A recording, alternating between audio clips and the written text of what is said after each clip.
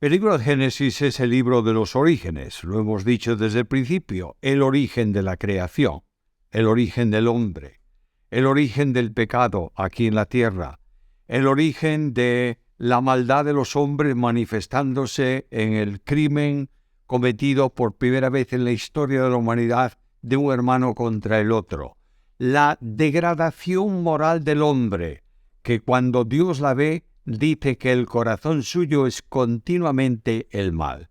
Y ahora, el libro de Génesis presenta delante de nosotros el origen o el principio de la acción judicial de Dios a causa del pecado del hombre. Tendríamos que leer, antes de nada, el capítulo 7 y el capítulo 8, pero como comprendéis, 24 versículos del capítulo 7 y 22 del 8 exigiría un tiempo largo para leer todo el párrafo. De manera que lo que vamos a hacer es ir seleccionando dentro de ellos para la reflexión que trae como consecuencia el estudio o la revelación de Dios sobre el origen de sus juicios sobre el pecado del mundo. En primer lugar, quiero destacar que Dios da al hombre una última oportunidad, y lo tenéis en el capítulo 7 desde los versículos 1 al 4. Leo estos versículos. Luego dijo Jehová a Noé: entra tú y toda tu casa en el arca, porque a ti he visto justo delante de mí en esta generación. De todo animal limpio tomarás 7 parejas, macho y su hembra, mas de los animales que no son limpios, una pareja, el macho y su hembra. También de las aves de los cielos 7 parejas, macho y hembra, para conservar viva la especie sobre la faz de la tierra. Porque, pasados aún 7 días, yo haré llover sobre la tierra 40 días y 40 noches. Dios había determinado esta actuación, hacer llover sobre la tierra y eliminar toda la vida en la tierra, bastantes años antes.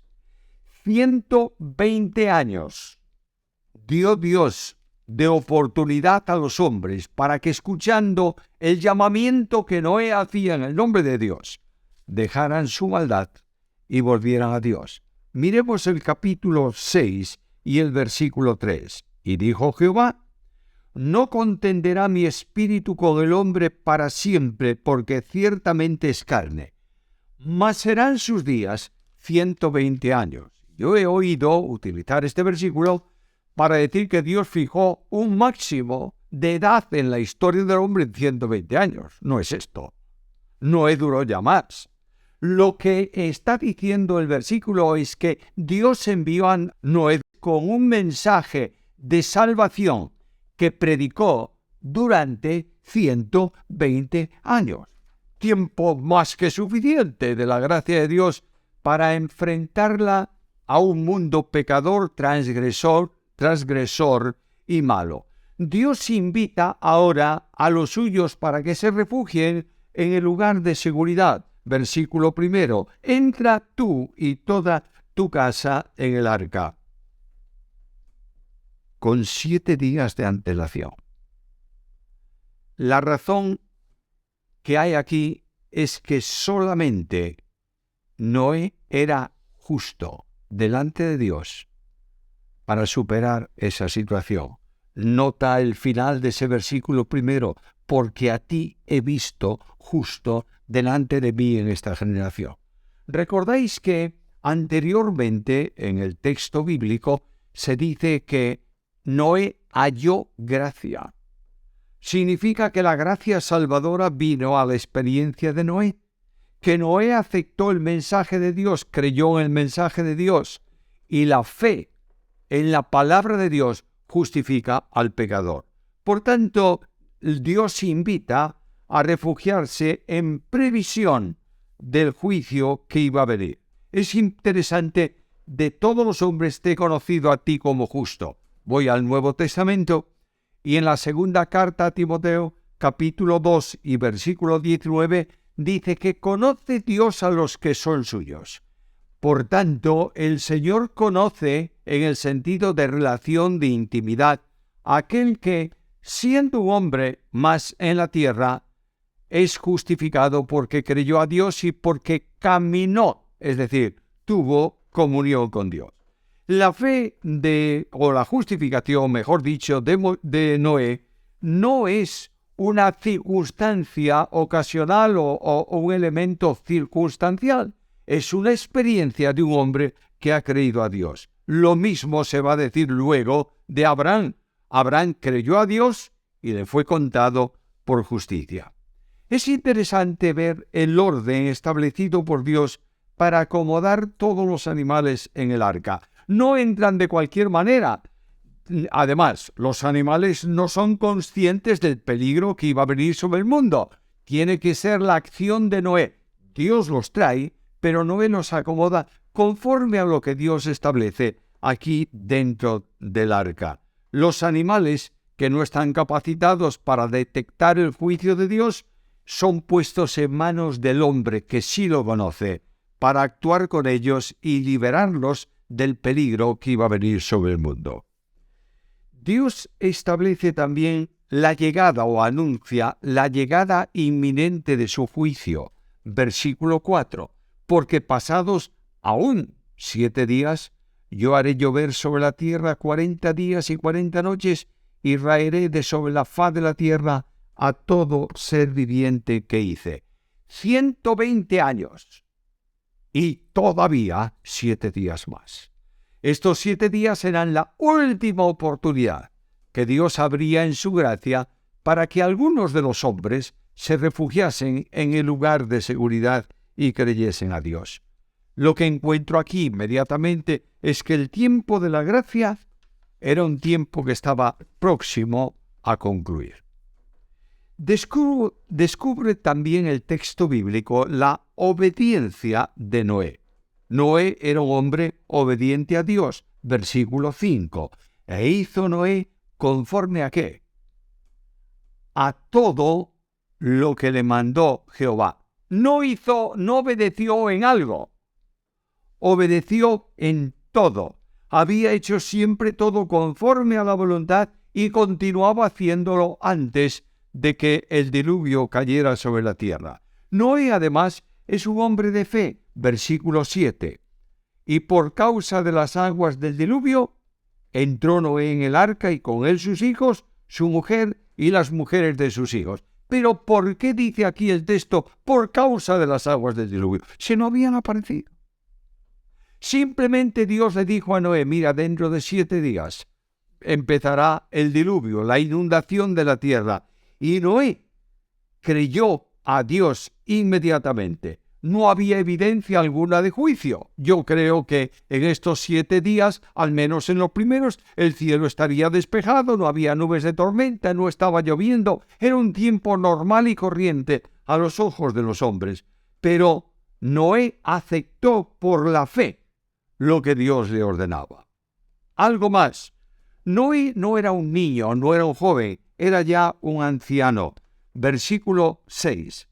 Era Noé de 600 años, cuando el diluvio de las aguas vino sobre la tierra.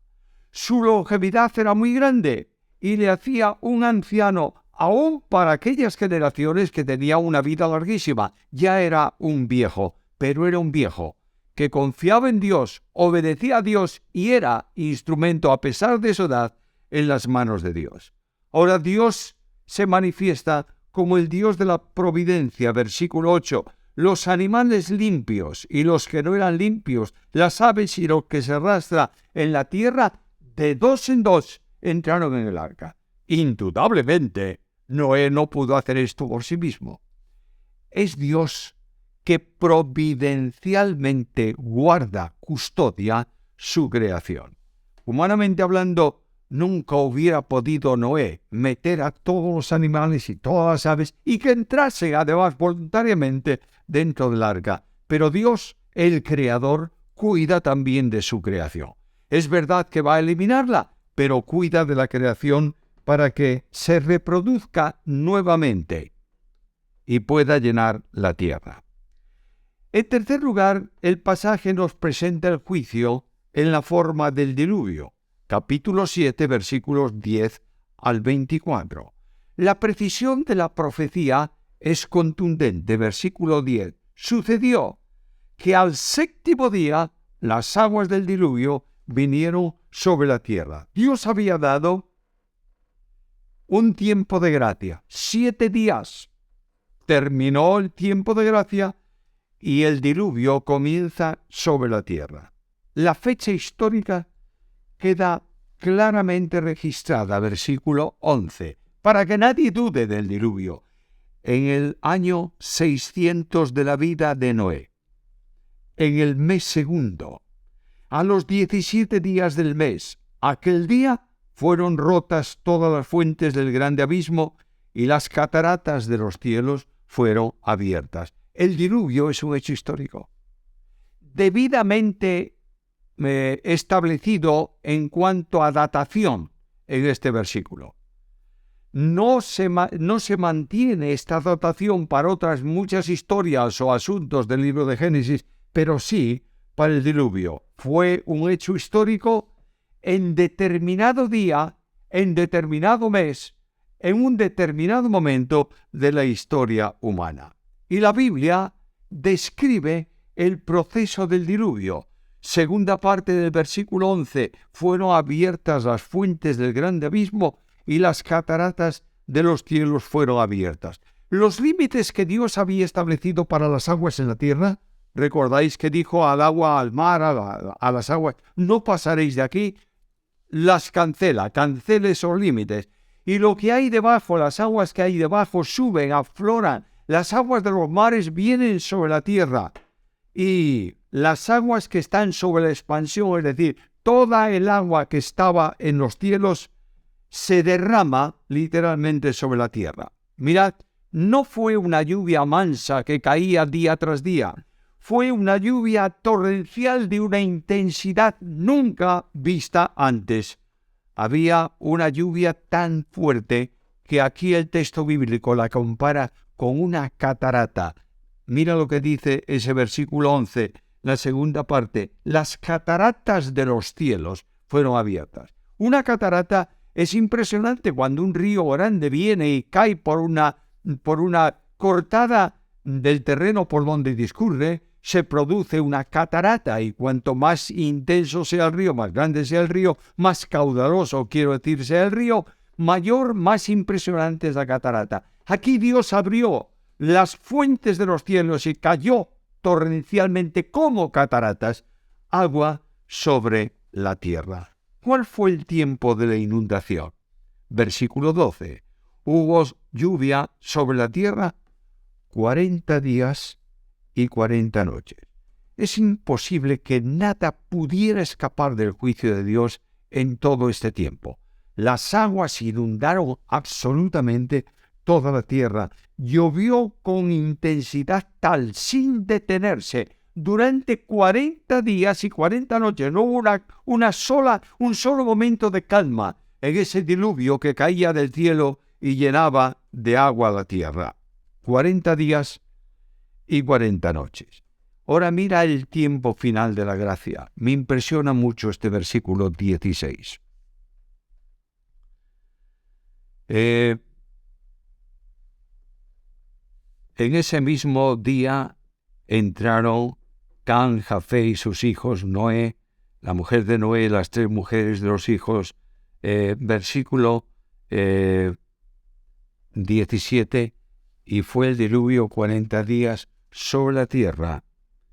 Y dice el texto bíblico que Dios cerró la puerta del arca. Aquella puerta que había sido abierta durante tanto tiempo, por la que entró Noé y su familia, los animales también, Dios cerró la puerta del arca. La sentencia final sobre la humanidad incrédula se cumplió inexorablemente. Cuando Dios abre una puerta, nadie la cierra. Pero cuando Dios cierra la puerta, no hay nadie que la abra. Apocalipsis capítulo 3, versículo 8.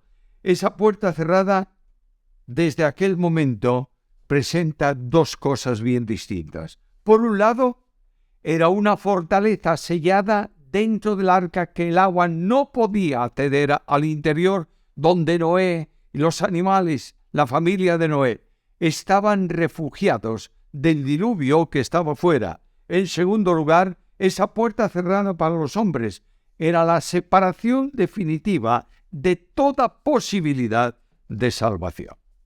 La inundación fue una inundación universal. Versículo 19. Las aguas subieron mucho sobre la tierra y todos los montes altos que había debajo de todos los cielos fueron cubiertas. Es decir, si pudiéramos ver el globo terráqueo, la esfera terráquea, en aquel momento, solo veríamos un mundo redondo de agua. Todo, la superficie de la tierra, había desaparecido debajo de las aguas. La inundación superó los montes más altos. Y aquella enorme cantidad de agua no solo mató por asfixia a los seres vivos, sino que originó profundas huellas en el planeta que se mantienen hoy. Hay lugares donde aparecen bosques petrificados por la presión con los árboles derechos. Hay huellas del diluvio en cualquier lugar de la tierra. Dios actuó y todo quedó sumergido. ¿Cuál es el resultado del juicio de Dios? Versículo 21. Murió toda carne que se mueve sobre la tierra, así de aves como de ganado y de bestias y todo reptil que se arrastra sobre la tierra y todo hombre. Todo murió. Algunos dicen, ¿cómo es posible que Dios haya hecho morir a los animales? ¿Qué culpa tienen ellos? Bueno, salvó a los animales que estaban dentro del arca, pero lo que sí es cierto es que eso para los animales fue también la liberación de la esclavitud que la creación tenía a consecuencia del pecado del hombre. La raza humana, salvo los que estaban en el arca, murieron. Y la evidencia del estado de aquel tiempo es que solamente de toda la humanidad, mirad bien esto, solamente de toda la humanidad, después de haber predicado durante 120 años el mensaje de salvación, solamente 8 personas fueron salvas. Quienes no estaban en el arca se perdieron. Pero en medio del juicio que nos impresiona y guardamos silencio, qué tremendo debió ser esto, viene la bondad divina. Nunca Dios es justo y deja de ser misericordioso. Capítulo 8, versículo 1. Y se acordó Dios de Noé. No se olvidó de Noé. Allí sobre las aguas que cubrían la tierra estaba Noé y su familia en el arca que había construido. No es que Dios pueda olvidarse de algo. Lo que sí es cierto, que tampoco se olvida de ninguna de sus criaturas, es una expresión que manifiesta el retorno de la misericordia divina en una situación de juicio. Es posible que la fe de Noé después de 40 días estuviera fallando.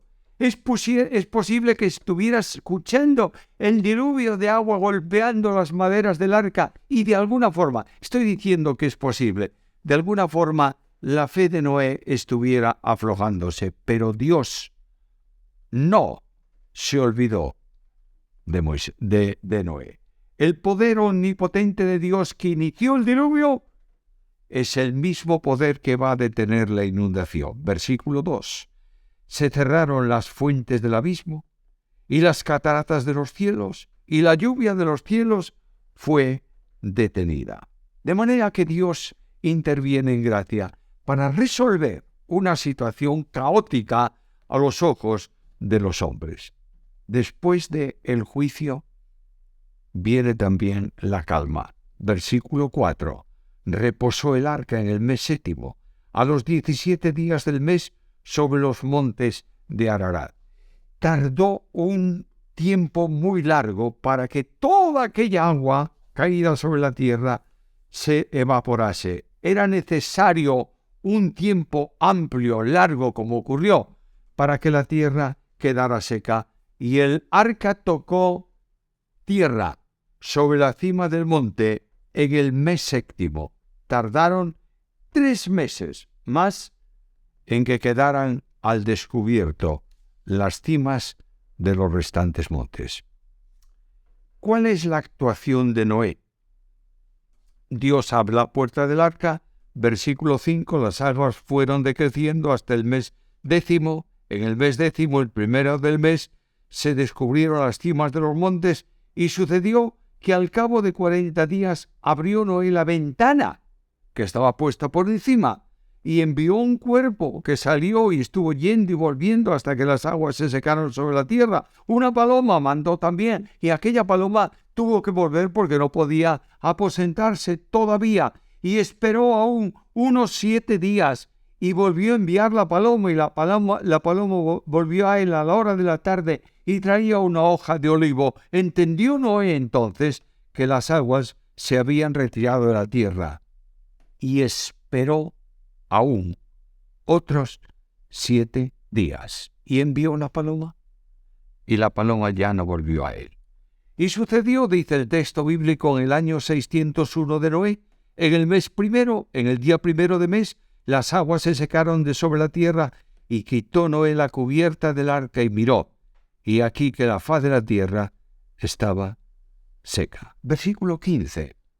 Entonces Dios habló a Noé diciendo: sal del arca tú y tu mujer y tus hijos y las mujeres de tus hijos, todos los animales, y vayan por la tierra y fructifiquen. Entonces Noé salió con su mujer y sus hijos, y las mujeres de los hijos con él. ¿Y qué es lo primero que Noé hizo al salir a la tierra, en donde ya no había vida ninguna salvo la que salió del arca? Mira el versículo 20. Edificó Noé un altar a Jehová, y tomó de todo animal limpio y de toda ave limpia, y ofreció holocausto en el altar, y percibió Jehová olor grato en su corazón.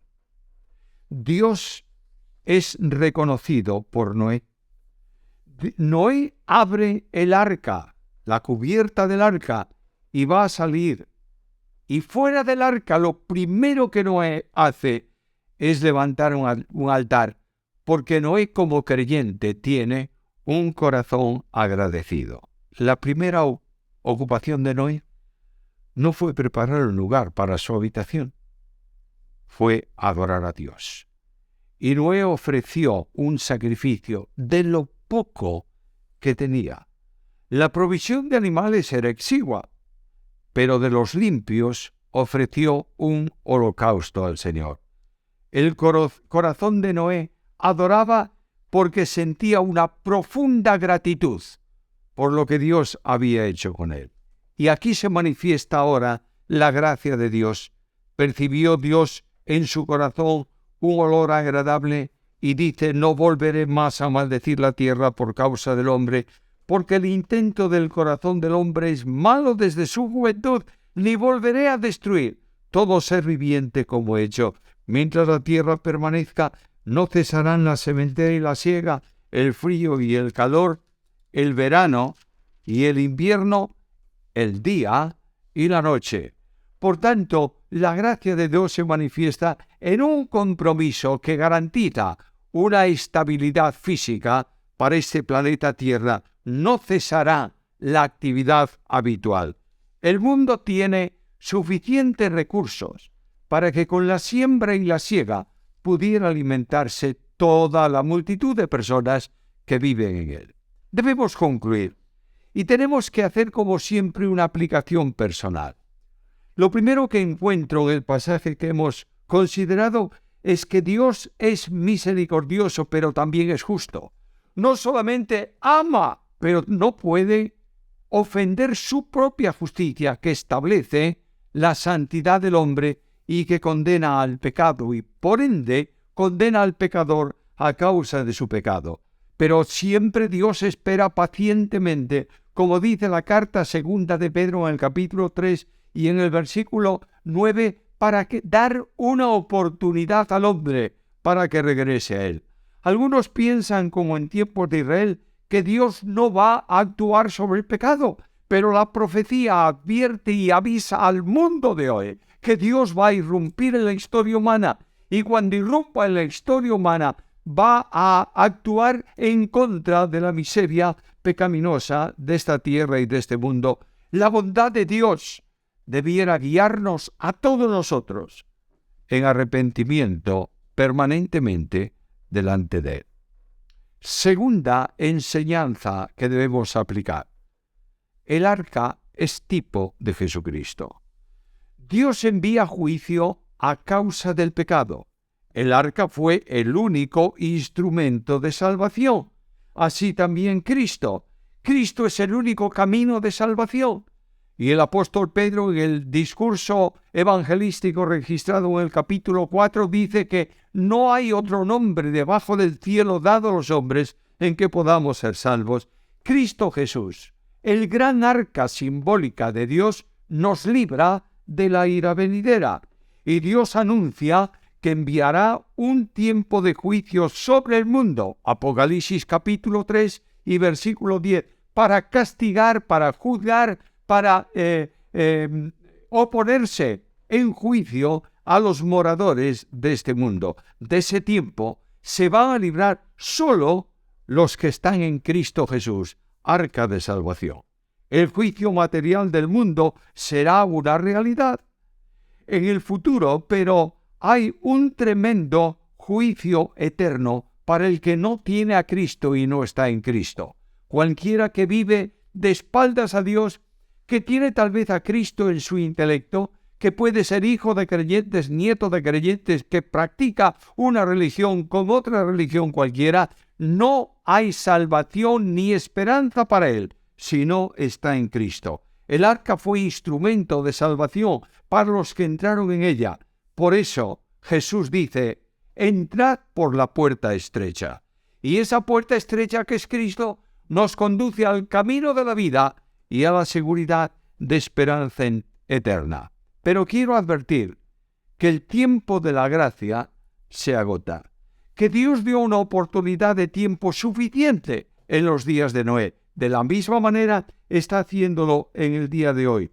Por casi 2000 años, Dios ha tenido paciencia y el Evangelio se ha anunciado y se anuncia en todo el mundo, proclamando al hombre que no hay salvación más que refugiándose en Jesucristo.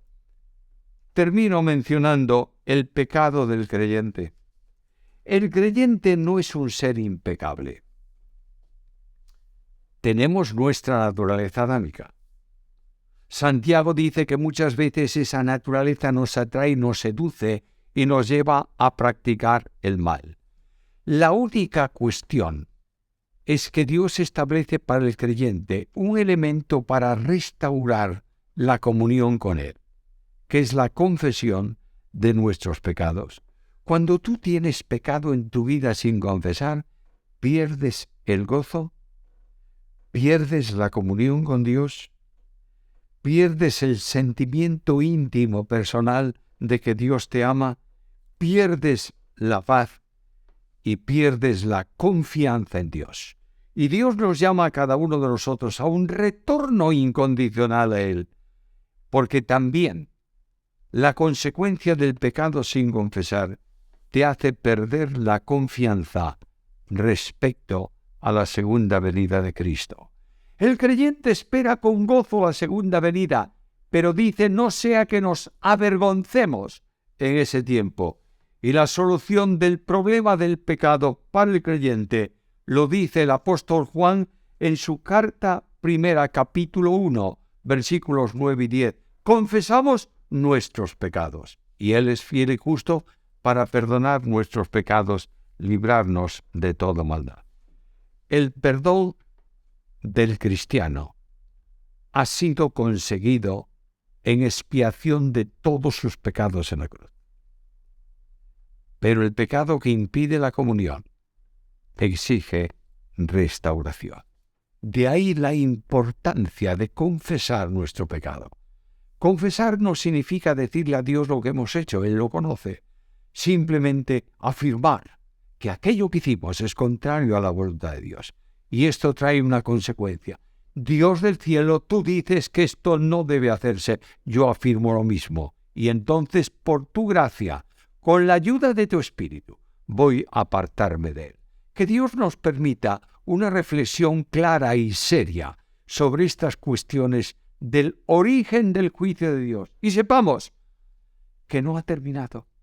Y sepamos que en la misma Iglesia de Jesucristo hay dos personas, en el origen de la Iglesia, en el principio de la Iglesia, que mienten al Espíritu de Dios, cometen un pecado. Y Dios los quita de en medio. Cae su disciplina sobre ellos. No para que se pierdan su salvación, pero sí para llevarlos a su presencia, porque eran un mal testimonio y una ofensa visible a Dios en medio de los hombres aquí en la tierra. Que el Señor nos permita vivir unas vidas ejemplares para su gloria en el poder de su Espíritu.